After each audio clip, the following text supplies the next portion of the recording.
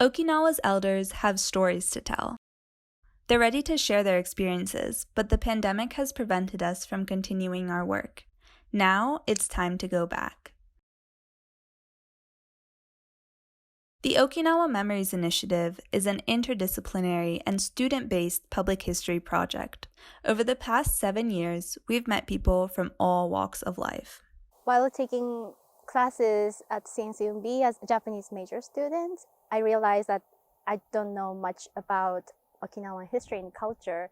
I never been to Okinawa, so even I was raised in Japan, I didn't know much about Okinawan people. I should know about what happened in Okinawa. But the reality is, at the Japanese schools in mainland, we don't really have a chance to learn what actually happened in Okinawa. So when I heard about Omi, I was like, oh, this is I really want to get involved with.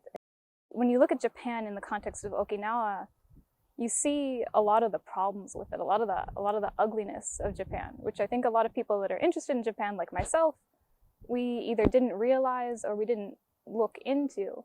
By learning about the history of Okinawa, I've had to face those facts, that it's not this idealized perfect place, that it's full of flaws. In order to truly appreciate something, you have to see the whole picture. You have to see all of it.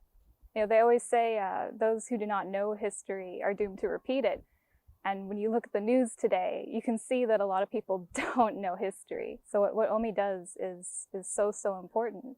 To preserve things that otherwise we'd lose is important. We've been doing mostly archive work, working with scanned documents and photos. We've been doing that mostly online. To go to Okinawa would mean a lot, seeing as I've been working with all these documents virtually and from my home campus, but to put a place and like a face to everything I've seen so far and all the work that we've been doing, I feel like would really make everything so tangible.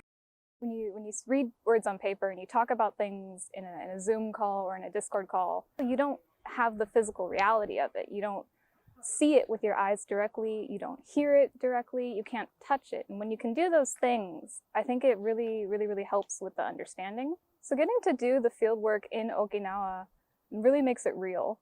My ultimate goal is to become a translator and to work in localization.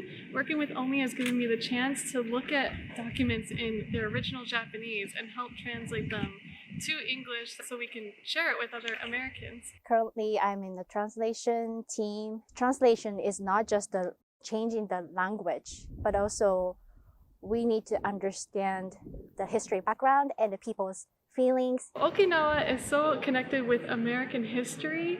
Okinawa history is our history as well, and Americans should know about that.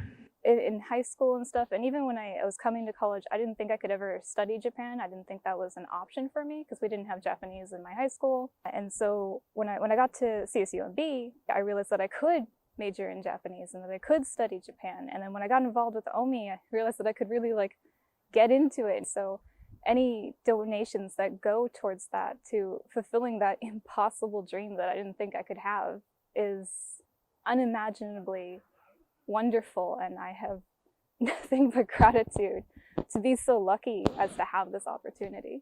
The Okinawa Memories Initiative is a collaborative, interdisciplinary, student-centered organization that helps to bring Okinawa to the rest of the world. Seeing students go to Okinawa, get to interview actual Okinawans who experienced the war, has really helped me understand the importance of giving students that kind of experiential learning that you can't really get in the classroom. Your support is changing lives. 皆さんのご協力に感謝いたします。 Thank you very much. Donate to OMI.